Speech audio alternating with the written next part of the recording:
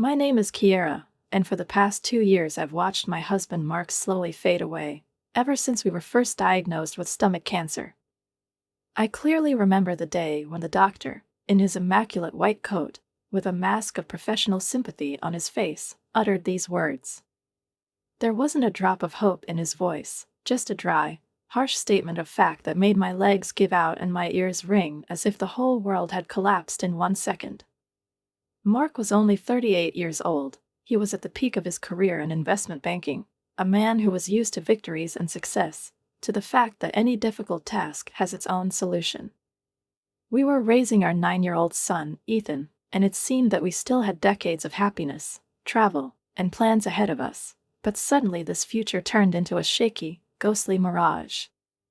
The only tiny consolation in this nightmare was that money wasn't a problem for us.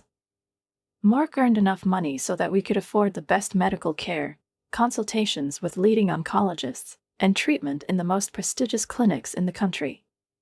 We rushed from one specialist to another, seizing every opportunity, tried experimental methods, studied the latest drugs, but every month it became clearer, this is not a struggle for recovery, it's just a postponement of the inevitable. In those days, when Mark was scheduled for regular procedures, his parents, Linda and Robert, were our reliable support. Linda, with her soft but firm voice, always found a way to help, to take on some of the worries. Kiera, we're picking Ethan up from school today, she said without waiting for an answer. Don't worry about dinner, either. I made lasagna, he loves it. I nodded, feeling grateful and at the same time feeling like I was sinking into an abyss. Their support was invaluable, but no one could take on my pain. In the evening, when I was putting Ethan to bed, I felt his small fingers convulsively clutching the sleeve of my sweatshirt. Hope and fear were mixed in his eyes. Mom, when will Dad get better? Every time he asked that question, I felt like something inside of me was being torn apart. I didn't know what to say, how to explain to a 9-year-old child that his father was dying. So I just stroked his head and spoke softly. The doctors are doing their best, honey. Unlike Mark's parents, my own mother and father were completely detached from what was happening. Although they lived as close as Linda and Robert, they were emotionally on another planet. Mom, can you pick Ethan up from school today? I asked when Linda had a doctor's appointment, and Mark started feeling unbearable nausea after chemotherapy again. Oh, Kiera, I'm so sorry, but we promised to help your sister find an apartment. You know what she's like when she's stressed. Jessica. Always Jessica. For as long as I can remember, my parents have put her interests above everything else. When I was 7, they missed my school play because Jessica had a common cold. At my graduation, they left right after the ceremony because she had to perform in an ensemble at a dance competition. I'm used to it. Over time, I just stopped expecting anything more from them. Mark became my real family, and his parents took care of me more than my own. But in recent months, when the disease finally took over, I was already preparing for the inevitable. Every day turned into waiting for the end, every look, every word was a farewell, even if we didn't say it out loud. The night Mark left, I sat next to him, holding his cooling hand. His breathing had been shallow for several hours, and the hospice nurse warned me that I wouldn't have long to wait. Kiera. His voice was barely a whisper. Take care of Ethan. You're the strongest woman I know. Those were his last words. I didn't let go of his hand, even when it turned icy. I just sat in the dark, surrounded by silence that seemed heavier than air, unable to realize that the man I had lived with for 12 years was no longer breathing.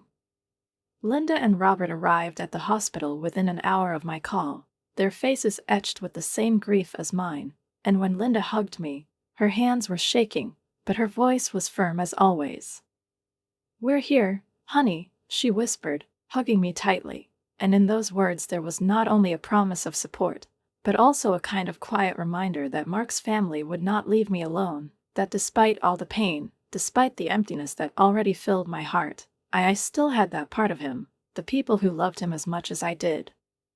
That night, sitting on the edge of my bed in the dark, where I would no longer hear the familiar rhythmic breathing, I wrote a short message to my mother. Mark died last night.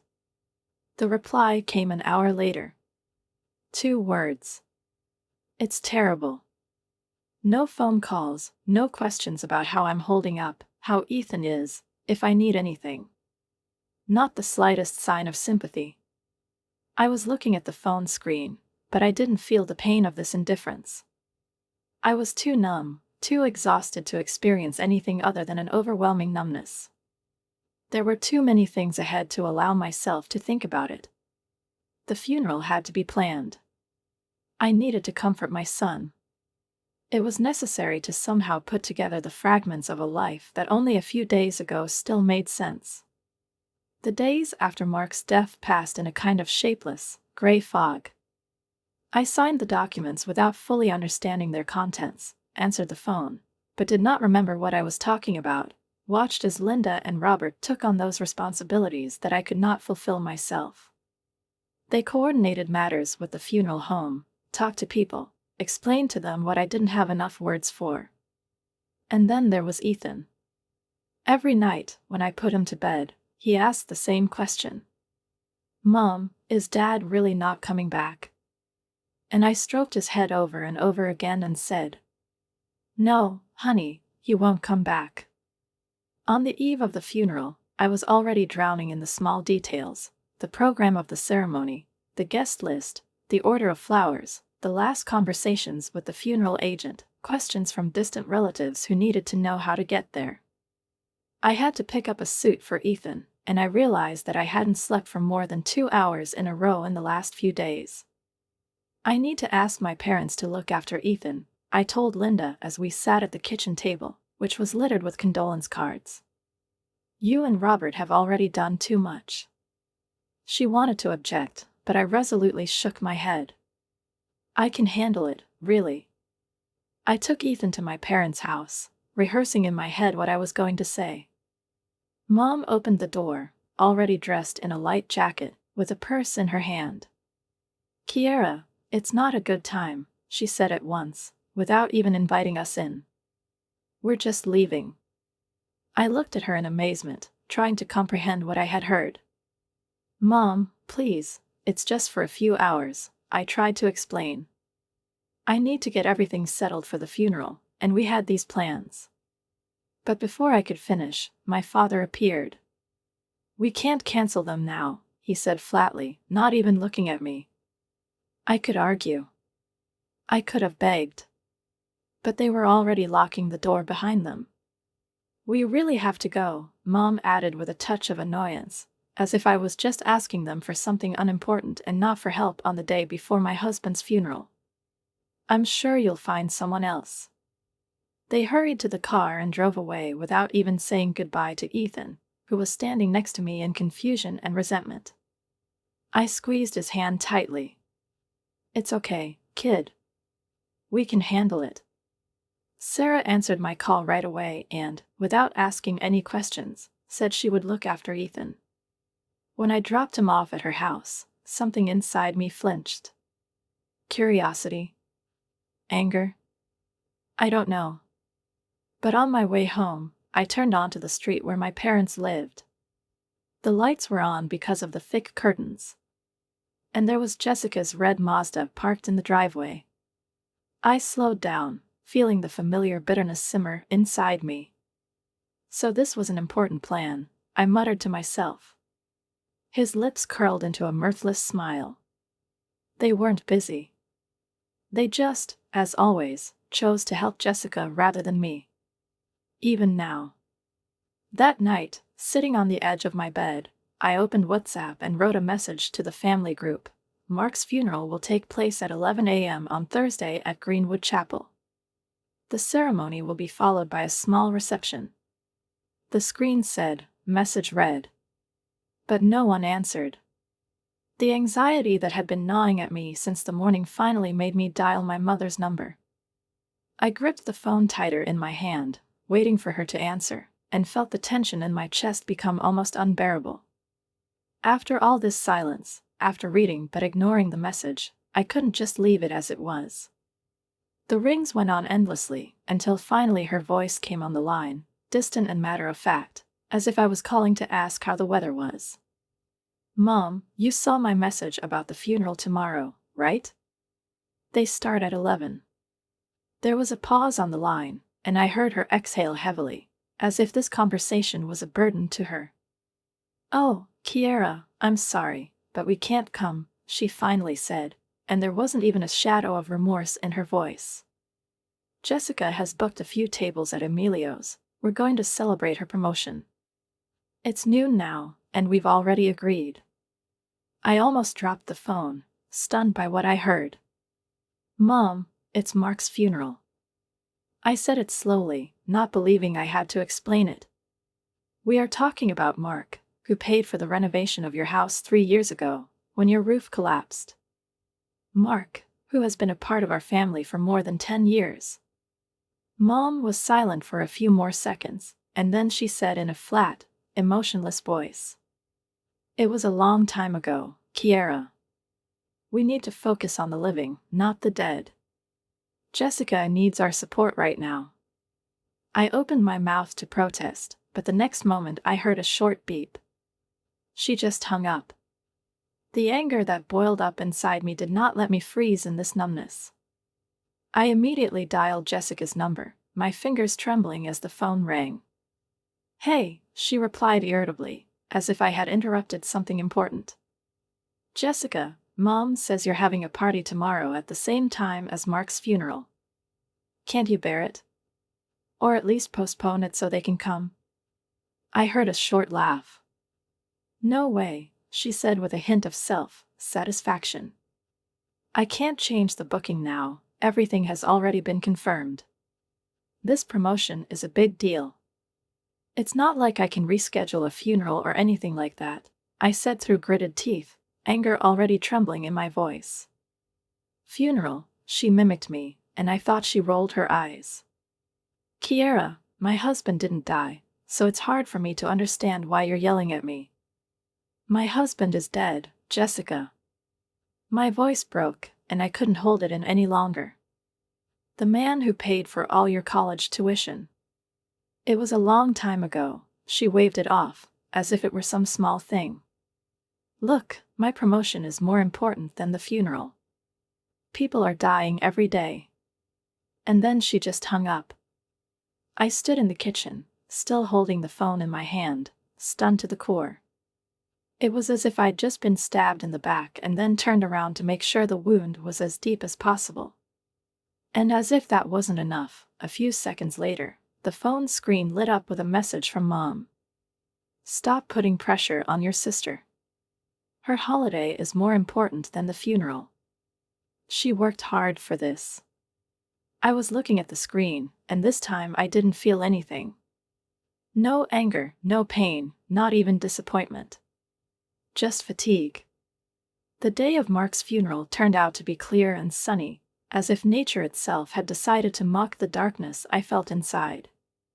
The service was simple, without pretentiousness, exactly what Mark would have wanted. He had never liked high-profile ceremonies, and now the small chapel in Greenwood was filled with people who really loved him, friends, colleagues, neighbors. Family. A real family. I stood at the lectern and spoke the eulogy, feeling my voice tremble from time to time, but I did not allow myself to break down. I talked about what kind of person he was, kind, generous, sincere, about how devotedly he loved Ethan, how he laughed, how he always knew what to say to support me in difficult times. Ethan was sitting between Linda and Robert, clasping their hands, his small shoulders shaking from silent sobs, and I wanted to rush to him, to shelter him from this pain, but I knew that he had to hear these words. After the service, people came up to me, expressing condolences, sharing memories of Mark. "I was surprised I didn't see your parents," one of Mark's old friends, his college roommate, told me. "They couldn't come? Are they sick?" I clenched my jaw, trying to find an answer that wouldn't reveal the truth, but also wouldn't be an outright lie. "They had obligations," I said dryly, looking away. Linda, noticing my discomfort, gently intervened in the conversation, directing it in a different direction, and I was grateful to her for that. In the evening, when everyone had already left, and the house was filled with silence, I was sitting alone in the living room, surrounded by condolence cards, flowers, and photographs that friends had brought. I didn't cry. I just looked at it all, feeling a strange emptiness that neither these kind words nor the care of the people who were really there could fill. It was as if something inside me froze. It was like I was no longer the Kiera I once was. The house seemed unbearably empty without Mark. Silence enveloped the rooms, filled the corners, and spread like a heavy blanket, muffling any sounds. I didn't turn on music, I didn't watch TV, I didn't even talk on the phone, because any noise seemed alien, unnecessary, wrong. It was strange to realize that I had almost never noticed before how this house sounded, filled with Mark's voice, his steps, his laughter, the rustle of pages as he read before going to bed. Now, the absence of those sounds was pounding in my ears louder than if someone had screamed. I automatically reached for my phone, which was lying on the coffee table, and almost immediately regretted it. I hoped the funeral went well. Mom posted photos from my party. I'd been promoted to senior account manager. Message from Jessica. No condolences. No recognition of what I've just been through.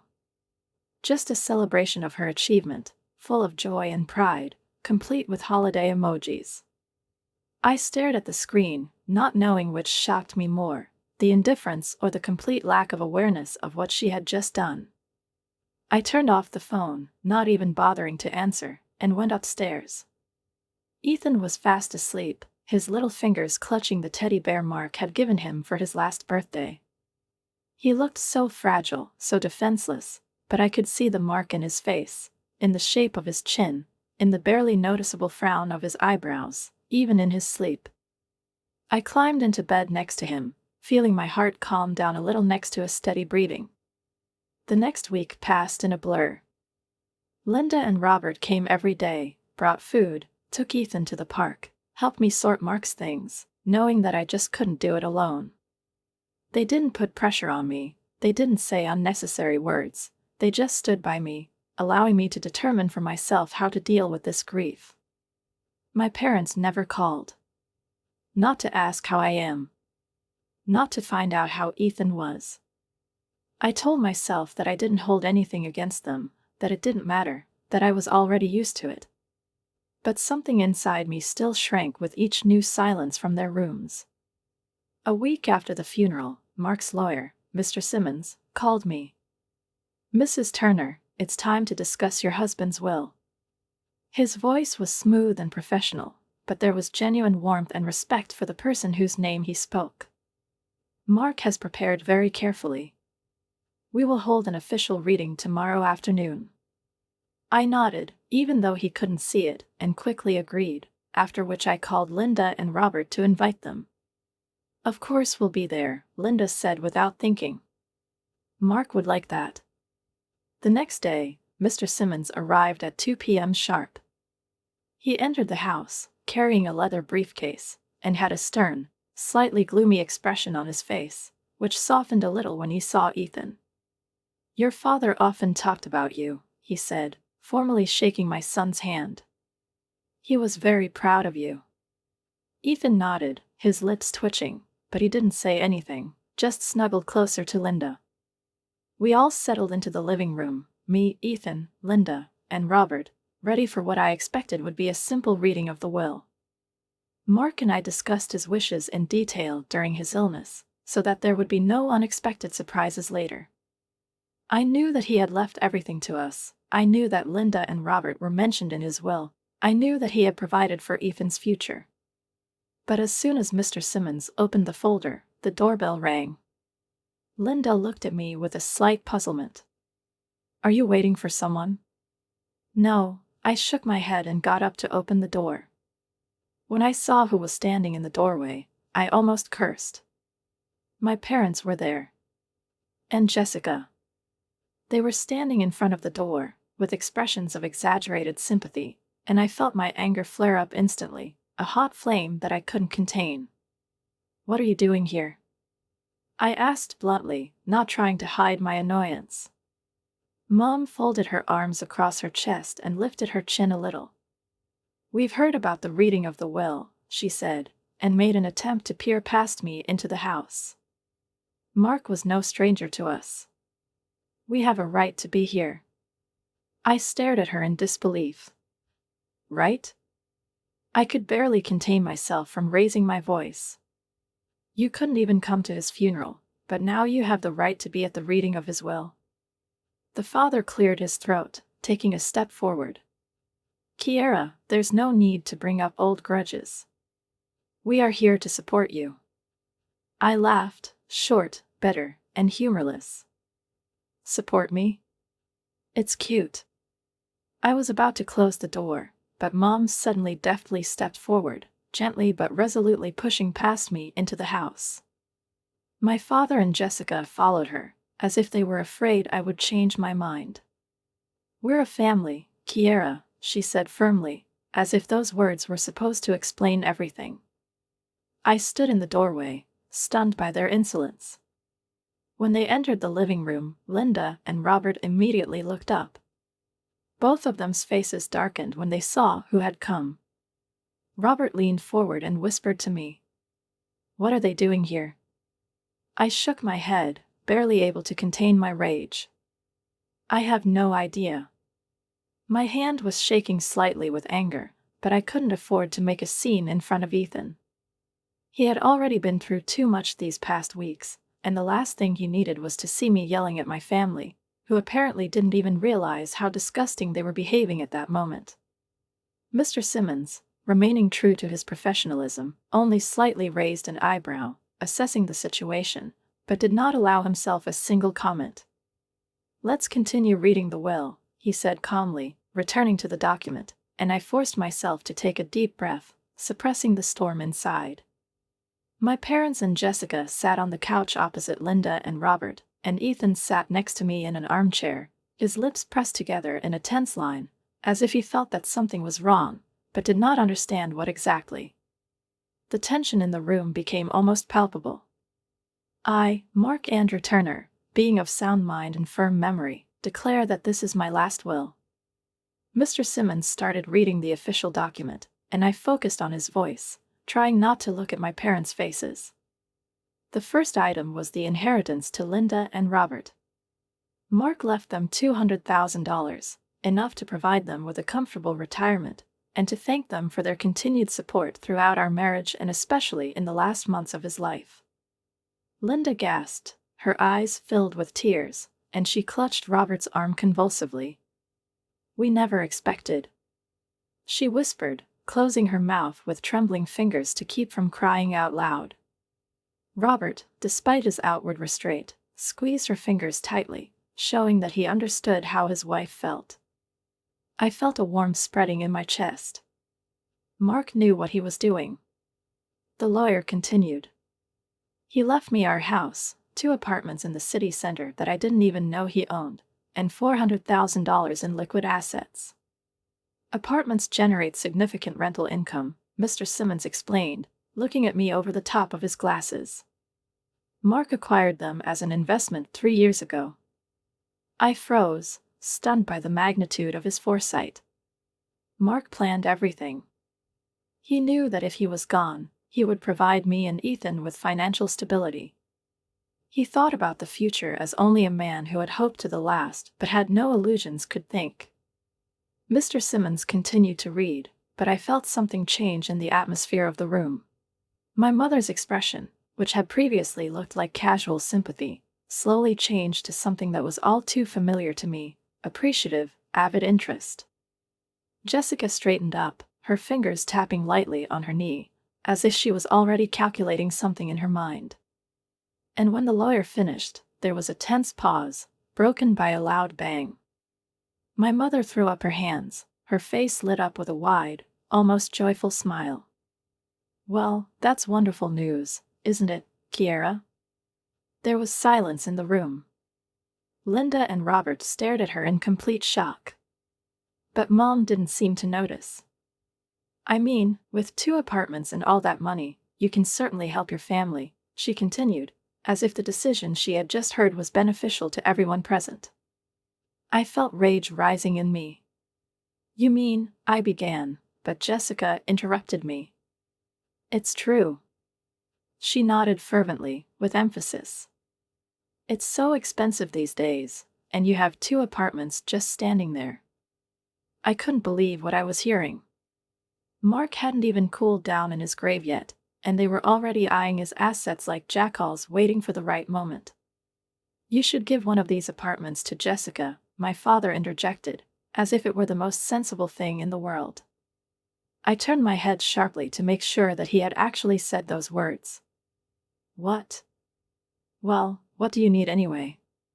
he continued, quite seriously. "You're already well off. You have a house, money, real estate.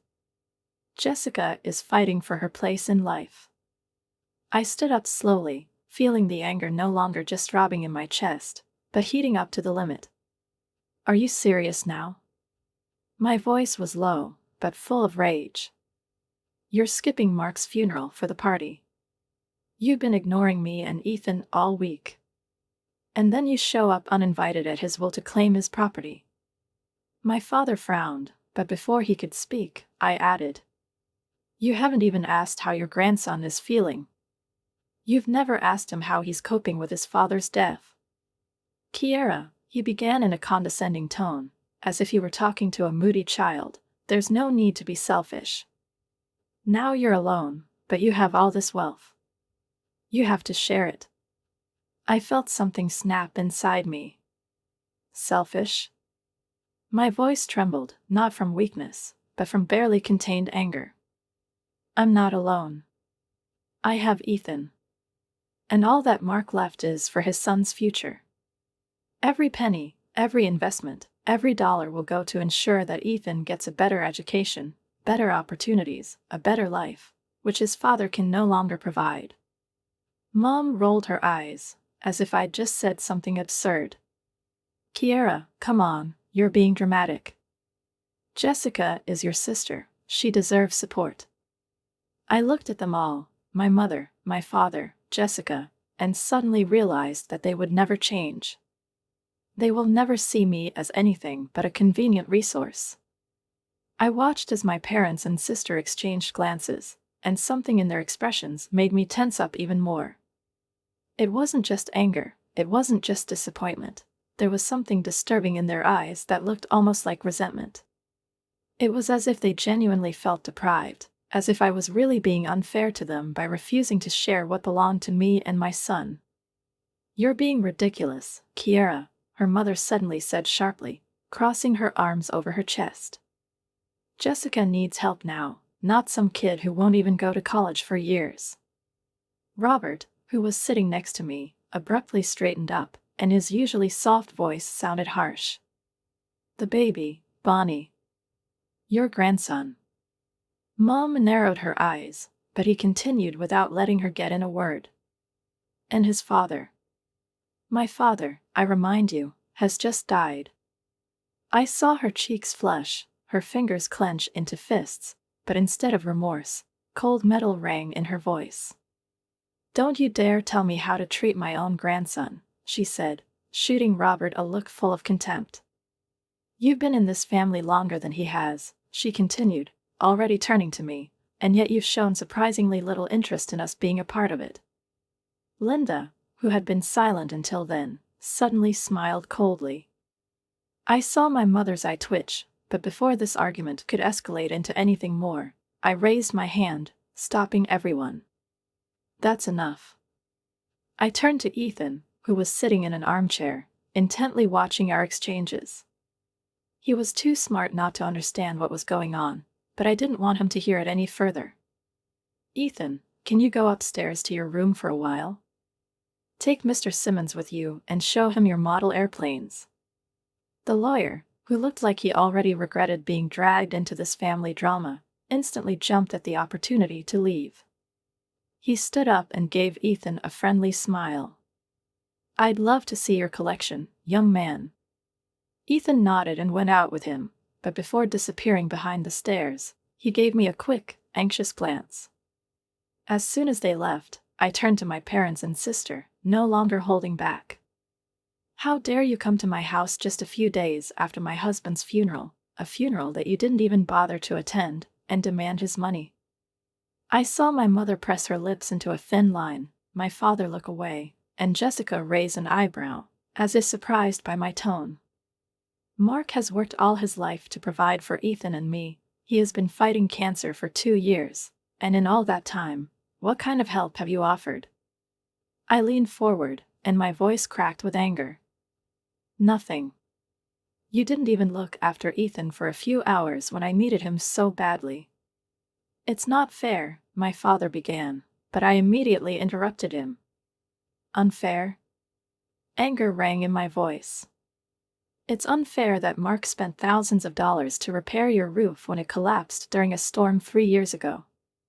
It's not fair that we paid for Jessica's entire college education because you, Dad, claimed you couldn't afford it. I paused, looking directly at my mother, who was now sitting silently, with a stony expression on her face. But let me make something clear. I will not give you any of Mark's money or possessions. Not now, not ever. My breath hitched, but I kept going. Every penny will go to support Ethan and ensure his future.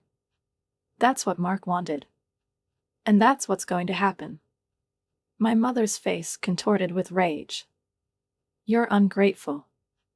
After all we've done for you. I chuckled. What exactly did you do for me, Mom? She blinked. Name one thing. One single act of selfless parenting. She opened and closed her mouth, but couldn't say anything. I nodded. That's what I thought. There was a deafening silence. I took a deep breath, straightened up, and calmly said, I think it's time for you all to leave. I opened the door, and after a few seconds of silence, they finally got up and left. I slammed the door behind them and collapsed onto the couch, suddenly feeling incredibly tired. Robert sat down next to me and looked at me with a soft but firm expression on his face. You did the right thing. I shook my head. But they're still my parents. And Jessica is still my sister. Linda put her hand on top of mine. Biology doesn't create a family, Kiera, she said softly. Love creates a family. Appearance creates a family. Being around in difficult times creates a family. I nodded, knowing she was right, but still feeling the pain that had followed me through my life. Later that evening, when Linda and Robert had gone home and Ethan was already asleep in his room, I decided to go on social media, just to distract myself for a moment. And then I saw the notification. My mother tagged me in the message. My fingers tensed when I clicked on the link and saw the post. I am heartbroken that my eldest daughter became so greedy and selfish after her husband's death, refusing to help her struggling sister, even though she now has 2 apartments in the city center and a lot of money. Material well-being has changed her. I looked at the screen, feeling anger rising inside again, but this time it was different. This time it was cold. Rational. I finally saw them for what they really were. I stared at the screen, watching as the comments under my mother's post multiplied by the second, and with each new word, I was overcome by a feeling that could hardly be called anger. It was rage. But not a flash of instant indignation that quickly fades, but a deep, icy, red-hot anger that has been accumulating for years and finally found a way out. The comments under her post were predictable. Don't let Kiera go, the family has to help the family. Poor Jessica, who is always fighting, and Kiera gets everything on a platter. It's terrible to lose empathy for your own sister. They didn't know the whole truth. They only knew what they were presented with, and this truth was a carefully edited version of reality in which my mother is a noble woman who cares about her daughters, and I am a heartless egotist who, drowning in money, does not want to help her struggling sister. But I wasn't going to be silent anymore. I took a deep breath, straightened my back, and started typing. I'd been silent for too long, but since my mother decided to bring family matters to the public, I feel I have to respond. 3 days ago, we buried my husband Mark after his 2-year battle with stomach cancer. My parents and sister weren't at his funeral. Why? Because my sister planned a party to celebrate her promotion on the same day, and they thought it was more important. For those who don't know, Mark has helped my parents financially many times over the years, including paying for major repairs to their house when their roof collapsed and covering all my sister's college tuition. Despite this, when he was ill, when I asked them to look after our son for at least a few hours, they were too busy. Yesterday, they came uninvited to read Mark's will. When they found out that he had left me and our son financially secure, they immediately demanded that I give one of our rented apartments to Jessica, because, I quote, she needs it more than any child. Some kid. Their 9-year-old grandson, who had just lost his father. I'm not sharing this to offend them, but because I'm tired of being portrayed as a villain in a story where I was just trying to be a good daughter, sister, wife, and mother. Mark's money will be used for our son's education and future, as he intended. I hope this clarifies the situation. I reread what I wrote and added a few screenshots to the post. The first message was the one where my mother said that Jessica's party was more important than Mark's funeral. The second was her refusal to help when Mark had a severe reaction to chemotherapy. The third is her words that a family should focus on the living, not the dead. My finger hovered over the publish button. A second passed. Another. I pressed it. The reaction was almost instantaneous. The comments under my mother's post started to change. Karen, is it true that you missed your son-in-law's funeral for the sake of the party? I can't believe that you seriously expected Kiera to give away the property intended for her son. These text messages are just a shock. How can you say that a party is more important than a funeral? I saw how her supporters, one by one, began to retreat, faced with irrefutable facts. Some tried to remain neutral. Maybe there are two sides to this story. But they were immediately answered with screenshots that spoke for themselves. And then the calls started. My phone was vibrating almost continuously. Some were from relatives who, after learning the truth, called to express their support. Some of them were from the same people who had condemned me in the comments an hour ago, and now they were apologizing, saying that they didn't know all the circumstances. But there were a few names among the calls that I recognized perfectly. Mom, Dad, Jessica. I didn't answer any of them. Later, when the house was silent and Ethan was already asleep in his room, I went out onto the porch, breathing in the night air. Somewhere in the distance, the city was bustling, but here, in this house that Mark had left us, it was quiet. I knew that I had broken the last thread that connected me to my parents. I knew that this conflict would not subside anymore. But for the first time in a long time, I felt free. Eventually, she deleted her post. But it was too late. Her reputation had already been ruined. Comments, screenshots, and the words of people who used to blindly believe her have now become her verdict. Everything she had tried to hide, everything she had kept in the shadows for so many years, had now been brought to light, and no amount of excuses, no amount of attempts to make me look like a monster could change that anymore. The next morning, I woke up to dozens of phone calls. The numbers of Jessica's parents are one after the other, continuously. The voice messages came one after the other, but I didn't even try to listen to them. No matter what they said, I wasn't interested in hearing it. I silently blocked them. For the next few weeks, they tried to contact me in every possible way. Emails begging for forgiveness, but even they contained requests for money. Messages through mutual friends in which there were plaintive hints of difficulties. They even showed up at my house several times without warning, standing on the doorstep with the same learned expressions on their faces, a mixture of ostentatious remorse and unspoken demands. I stood my ground every time. I cut them out of our lives. And every day, with each new reminder of what they really were, I became convinced that I had made the right decision, They'll never change, will they? I asked Linda one day when we were sitting in the backyard watching Ethan play with a ball, laughing heartily. She looked at me with a soft smile, but her answer was honest. People rarely change. Not fundamentally, anyway. I nodded, looking at my son. Do you know the strangest thing? I always thought I needed their approval. Their love. I've spent my whole life trying to earn it. Linda squeezed my hand. And now you realize your own worth. She tilted her head slightly, watching as Ethan threw the ball high into the air and threw his arms up in victory when he caught it. And you can see that Ethan deserves better than repeating this cycle. I took a deep breath and closed my eyes. Yes. 6 months have passed since Mark's death, and life has gradually returned to a new normal. Linda and Robert have remained an integral part of our family. They came to our Sunday lunches, helped with Ethan's homework, showed up at his school events, and proudly applauded him at his performances. I started managing the rental property that Mark left us, and I was surprised to find that I liked it. Apartments in the city center turned out to be not only a good investment, but also a stable source of income that allowed me to save money for Ethan's education.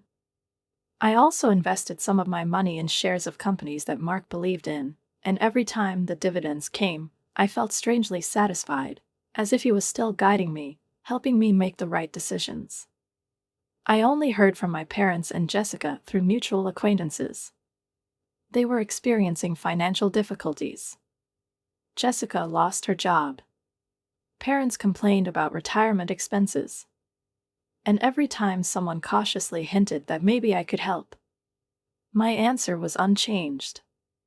I'm sorry to hear that they have problems, but I have a responsibility to my son. Some people called me cold. Some are ruthless.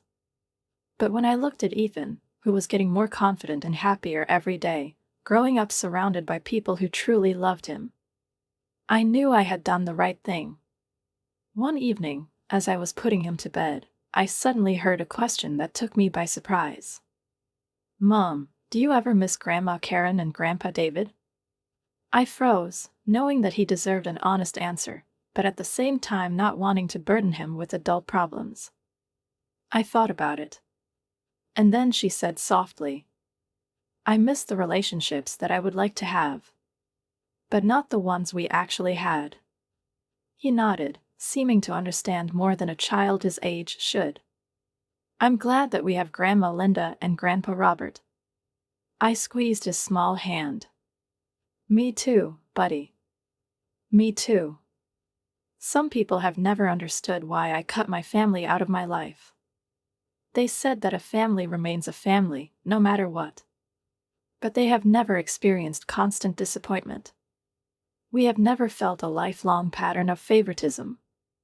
You never knew what it was like to grow up with the painful knowledge that you would never be put in the first place. But I knew. And more importantly, I broke this cycle. Ethan will grow up knowing his worth. Surrounded by people who show their love through actions, not just words. People who show up when it's important. Who do not set conditions for their support. Who do not see it as a means to achieve their goal. Who just love him. Real, sincere love.